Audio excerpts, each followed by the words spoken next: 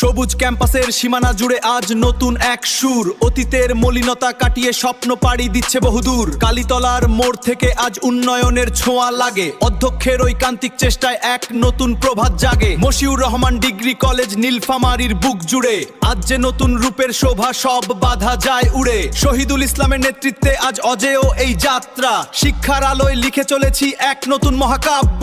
নতুন মহাকাব্য।